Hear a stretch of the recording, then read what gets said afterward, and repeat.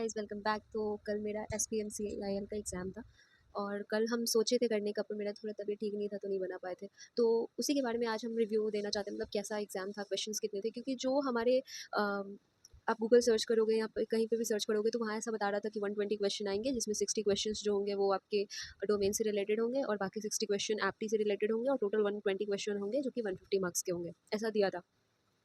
तो जब हम एग्ज़ाम देने गए थे, सबसे पहले तो मेरा सेंटर यहाँ से इतना दूर था, 30 किलोमीटर जहाँ हम रहते हैं वहाँ से था। तो पर ये सही था कि सुबह-सुबह का टाइम था, तो मतलब रैपिडो करे और फिर वहाँ पहुँच गए सेंटर में। सेंटर के बाहर वो एक पॉलिटेक्निक इंस्टीट्यूट है, एक AMS, वहाँ पे सेंटर दिया था। तो उधर वहाँ पे सबसे पहली बार मतलब गए थे, क्योंकि इससे पहले कभी इतनी दूर सेंटर था नहीं।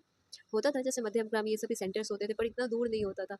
तो फिर वहाँ पे बैग वैग रखने का जगह था। एक तो हमको ना, मतलब वो जो इंस्टीट्यूट था उधर हमको पता नहीं था कि उधर लगेज 2 एरिया था, आप अंदर भी रख सकते थे और बाहर भी। और वो लोग ना पहले बाहर से ले, मतलब वो आप देखोगे तो समझ में नहीं आएगा कि इंस्टीट्यूट के आसपास कोई दुकान नहीं था।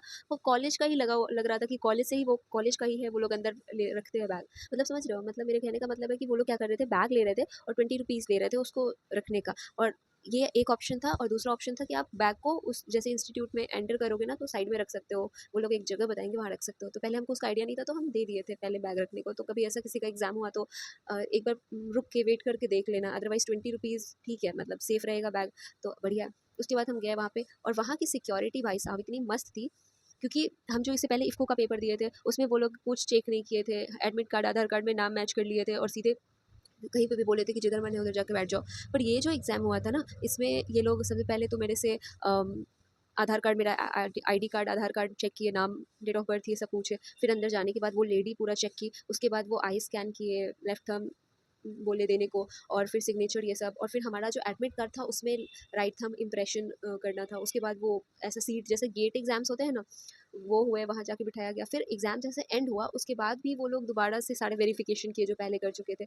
तो वेरिफिकेशन के मामले में तो अच्छा था। और एक तो ये भी था, जैसे जब हम एग्जाम्स दे रहे थे तो ऐसा हम फील कर रहे थे, मेरे पीछे जो इन्विजिलेटर वहाँ पे घूम रहे थे वो आके देख रहे थे, मतलब वो ऐसे 3-4-5 मिनट आपके पीछे ही खड़े थे, ऐसे लग रहा था वो स्क्रीन देख रहे हैं आपके। तो अब एग्ज़ाम के बारे में बात करते हैं। तो एग्ज़ाम जो SPMCIL का था उसमें मेरे टोटल 150 क्वेश्चन थे और मेरे 2 घंटे थे, मेरे पास 2 घंटे थे। और वहाँ पे नेगेटिव मार्किंग का कुछ भी नहीं बोला था, तो हमको समझ नहीं आया कि क्या वहाँ नेगेटिव मार्किंग है या नहीं।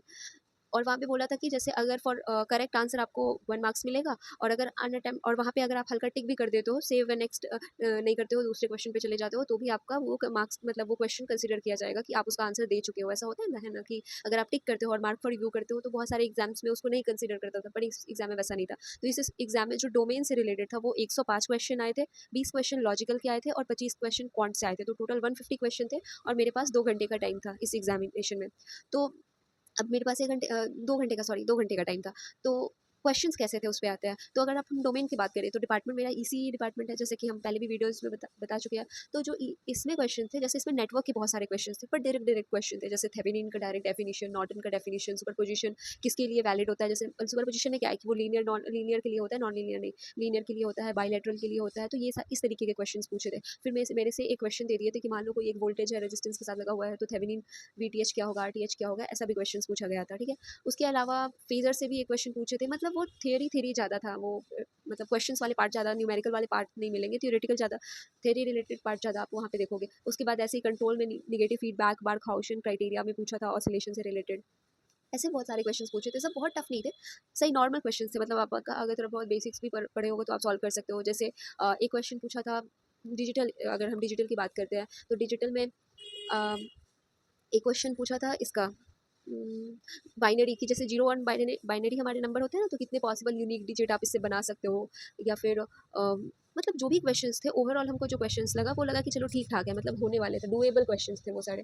वैसे सिग्नल एंड सिस्टम्स में जैसे पूछे थे कि e की पावर माइनस मान लो 3t है, तो 1/s+3 इसका अगर मान लो लैप्लास ट्रांसफॉर्म है, तो अगर x2 पुट कर दोगे, s का वैल्यू 2 पुट कर दोगे, तो उस केस में रिजल्ट क्या मिलेगा। या फिर लैप्लास और फूरियर ट्रांसफॉर्म से रिलेटेड जो अपने थियरी होते हैं ना कि कैसे लैप्लास को आप फूरियर के फॉर्म में कन्वर्ट कर सकते हो, या फूरियर सीरीज़ में भी शायद एक पूछा था कि उसमें कौन-कौन से कंपोनेंट्स आते हैं, साइनसॉइडल, एक्सपोनेंशियल, ये सब। तो ओवरऑल मतलब क्वेश्चंस का जो ये था वो अच्छा था, पर हमको उसके अलावा मोस्टली क्वेश्चंस जो दिखे थे, एक क्वेश्चन आया था जो कि ओमेगा पूछा था, फ्रीक्वेंसी फाइंड करना, और जो कि इक्वल टू 1/√LC होता है ना, बस एलसी का फॉर्मूला डालना था। और उसमें ना बहुत सारे ऐसे क्वेश्चन थे जिसमें मतलब कैलकुलेशन का ज़रूरत होता था, तो आपको वो खुद से करना होता था, क्योंकि उधर कैलकुलेटर हमको तो कहीं नहीं दिखा था। तो ओवरऑल क्वेश्चंस अच्छे थे, मतलब नेटवर्क के क्वेश्चंस भी आए थे, कंट्रोल के कुछ क्वेश्चंस भी आए थे, सिग्नल के क्वेश्चंस ज़्यादा नहीं थे, पर सिग्नल के भी क्वेश्चन थे।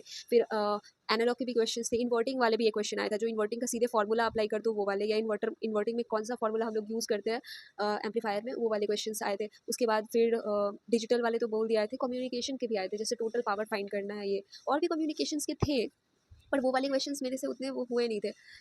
उसके बाद फिर ईएमएफटी के तो हमको क्वेश्चंस नहीं दिखे उतने, पर माइक्रो कंट्रोलर से बहुत सारे क्वेश्चंस थे, मतलब माइक्रो हर कुछ क्वेश्चंस के बाद हमको न्यूटन रैप्शन मेथड वाले क्वेश्चन, माइक्रो कंट्रोलर के क्वेश्चंस, और एमएस वर्ड, एमएस एक्सेल, इन सारे के क्वेश्चंस बहुत सारे दिख रहे थे। मतलब हम जब कर रहे थे कि यार ये तो हमको समझ में नहीं आ रहा है, आगे जब आगे जा रहे हैं हर दो क्वेश्चन के बाद वो या तो माइक्रो कंट्रोलर पूछ, माइक्रो प्रोसेसर भी नहीं, 8051 माइक्रो कंट्रोलर के बारे में वो लोग पूछ रहे थे।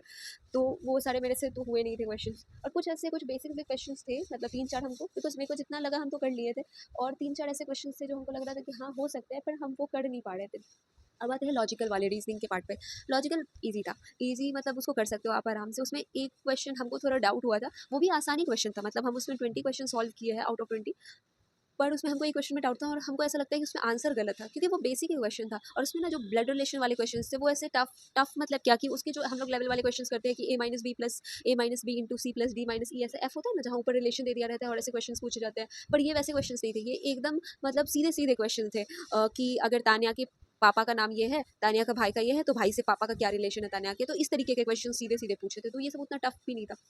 क्वांट है तो क्वांट एक्चुअली में आसानी था, मतलब अगर जिनकी क्वांट अच्छी होगी, जो अच्छे से पढ़े होंगे, उनको वो भी उतना टफ नहीं लगेगा, क्योंकि बेसिक्स ही क्वांट में थे। अभी मेरे टाइम एंड वर्क में क्वेश्चंस जो पूछे थे वो सब मेरे से हो गए थे, मतलब बेसिक ही, अगर ए इतने दिन काम करता है, बी इतने दिन काम करता है, तो अगर वो लीव कर देता है तो सी कितने दिन करेंगे, इस टाइप के क्वेश्चन जो होते हैं ना, वो सब थे। या फिर आप बताओ दो total surface area of hemisphere, या फिर एक सिंप्लीफिकेशन का क्वेश्चन था, सिंप्लीफाई वाला भी। फिर ये वाला होता है ना कि रेशियो प्रोपोर्शन वाले होते हैं, पार्टनरशिप वाला भी क्वेश्चन था, पार्टनरशिप मेरे उतने अच्छे नहीं, प्रॉफिट लॉस का बहुत सारे क्वेश्चन हमको दिखे, मतलब 2-3 तो दिखे ही है, जिसमें डिस्काउंट था कि अगर एमपी है तो उस पे 2 डिस्काउंट लग रहा है, तो वो नेट एसपी क्या हो जाएगा, या फिर टोटल सिंगल डिस्काउंट क्या होगा अगर 2 डिस्काउंट का वैल्यू दे रखा है। तो ये वाले सारे पोर्शन हमको लगता है कि इन सारे पे हमको काम करना पड़ेगा। हालाँकि अगर आपको क्वांट अच्छा हो तो आप क्वांट पूरा ही सॉल्व कर सकते हो, और ओवरऑल की बात करी जाए तो और भी अच्छे से अगर थोड़ा पढ़ा जाए तो उस 105 क्वेश्चंस में से आराम से 80 क्वेश्चंस या 75 क्वेश्चंस कर सकते हो, क्योंकि जो एमएस एक्सेल, पावर पॉइंट तो उतना नहीं था, एमएस एक्सेल, एमएस वर्ड, इन सारे के जो क्वेश्चंस थे वो भी ऐसे थे कि अगर आप उस पे काम किए होते तो आप सॉल्व कर सकते हो, क्योंकि बस ऐसे बताना था कि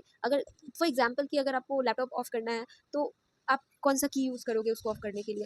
तो ऐसे भी क्वेश्चंस नहीं थे, लेकिन हाँ, आसानी क्वेश्चंस थे, like if someone work on that particular area, तो वो लोग उस पे सॉल्व कर सकता था, वो लोग उसको सॉल्व कर देगा। तो ओवरऑल मेरा ठीक था, मतलब मेरे 100 में से 150 में से 102 क्वेश्चंस हुए। तो अब हम नेक्स्ट एग्जाम का देखते हैं, जो कि मेरा 23 को होने वाला है एचएलएल का, और 24 को मेरा एग्जाम है कोल इंडिया का। तो फिर मिलते हैं उसके बाद। Bye bye.